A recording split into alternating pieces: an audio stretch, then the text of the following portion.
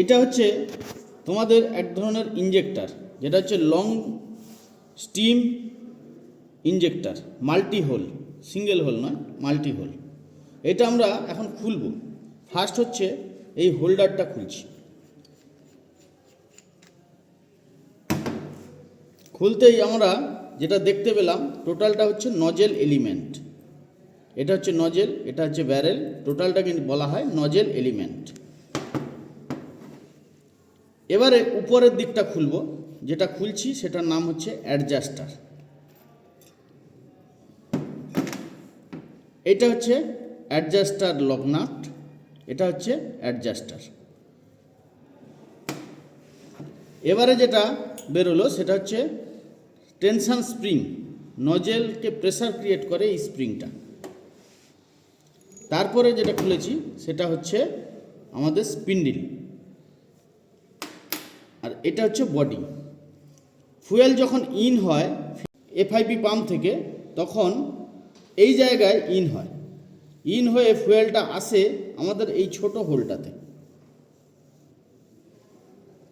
তারপরে ফুয়েলটা আসে নজেলের এই হোলে।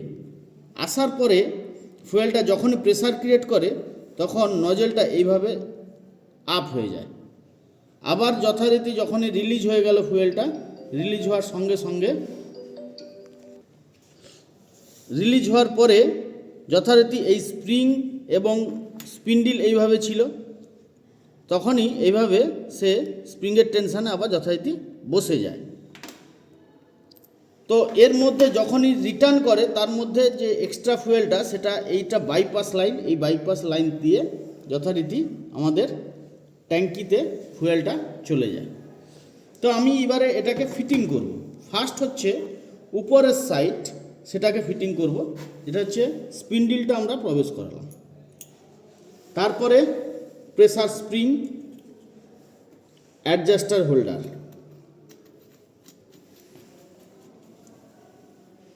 এবারে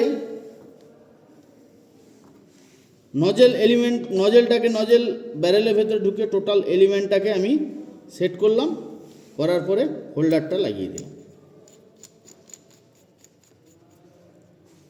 এটা হলো আমার কমপ্লিট ইঞ্জেক্টর সেটিং।